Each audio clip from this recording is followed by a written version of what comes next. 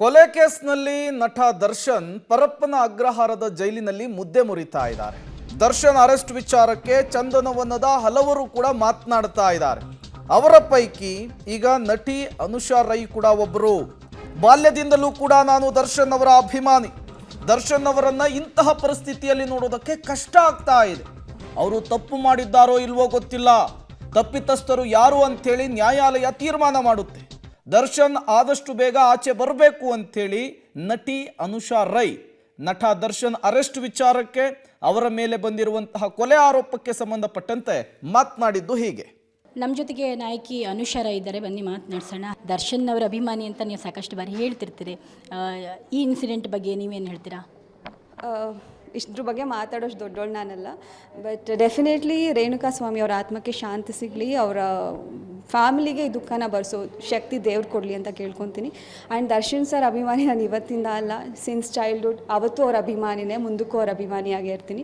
And ಇವತ್ತು ಈ ಒಂದು ಸಿಚುಯೇಷನಲ್ಲಿ ಅವ್ರನ್ನ ನೋಡೋದು ತುಂಬ ಕಷ್ಟ ಆಗ್ತಿದೆ. ಆ್ಯಂಡ್ ನನಗೆ ಗೊತ್ತಿಲ್ಲ ಅವ್ರು ತಪ್ಪು ಮಾಡಿದ್ದಾರೆ ಇಲ್ವಾ ನನ್ನ ಮನಸ್ಸು ಹೋಗ್ತಾ ಇಲ್ಲ. ಸಿ ನ್ಯಾಯಾಲಯ ಅನ್ನೋದೊಂದಿದೆ, ನ್ಯಾಯಾಂಗ ತೀರ್ಮಾನ ಮಾಡುತ್ತೆ.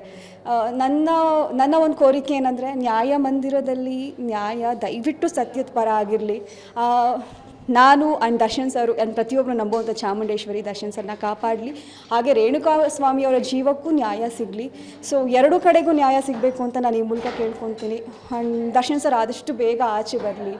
ಅವ್ರನ್ನ ನೋಡೋಕ್ಕಾಗ್ತಾ ಇಲ್ಲ ಆ ಥರ ಒಂದು ಸಿಚುಯೇಷನಲ್ಲಿ.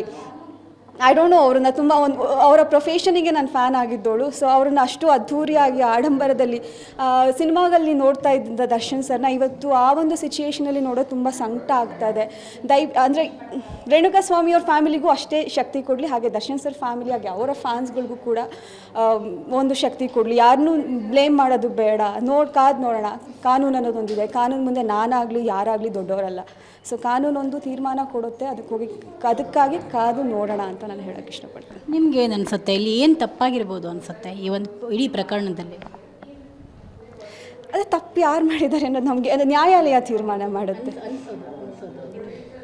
ಗೊತ್ತಿಲ್ಲ, ಸಮ್ಟೈಮ್ಸ್ ಹಣೆ ಬರಹ ಇರ್ಬೋದು, ವಿಧಿ ಆಟಕ್ಕೆ ಈ ಕಡೆ ರೇಣುಕಾ ಸ್ವಾಮಿಯವ್ರ ಬಲಿಯಾದ್ರ ಅಥವಾ ನಮ್ಮ ದರ್ಶನ್ ಸರ್ ಅವ್ರ ಸಿಚುಯೇಷನ್ ಈ ಥರದ್ದೊಂದು ಸಂಕಷ್ಟಕ್ಕೆ ಬಂತ ಗೊತ್ತಿಲ್ಲ. ಹಣೆ ಬರಹ ಅನ್ನೋದು ಯಾರನ್ನೂ ಬಿಡಲ್ಲ. ಮೇ ಬಿ ಇದೊಂದು ಬ್ಯಾಡ್ ಟೈಮ್ ಅಂತ ಹೇಳ್ಬೋದು. ಈ ಕಡೆ ರೇಣುಕಾ ಸ್ವಾಮಿಯವರ ಟೈಮ್ ಮುಗ್ದಿತ್ತೇನೋ, ಇವ್ರ ಟೈಮ್ ಕೆಟ್ಟಿತ್ತೇನೋ ಗೊತ್ತಿಲ್ಲ. ಬಟ್ ಇದ್ರ ಬಗ್ಗೆ ಮಾತಾಡೋಣ ತುಂಬ ತಪ್ಪಾಗುತ್ತೆ. ಬಿಕಾಸ್ ನನಗೆ ಅಷ್ಟೇ ಏನೂ ಗೊತ್ತಿಲ್ಲ. ನೀವೆಲ್ಲ ಏನು ತೋರಿಸ್ತಿದ್ದೀರ ಅಷ್ಟೇ ನಾನು ಕೂಡ ನೋಡಿರೋದು ಮನೇಲಿ ಕೂತ್ಕೊಂಡು.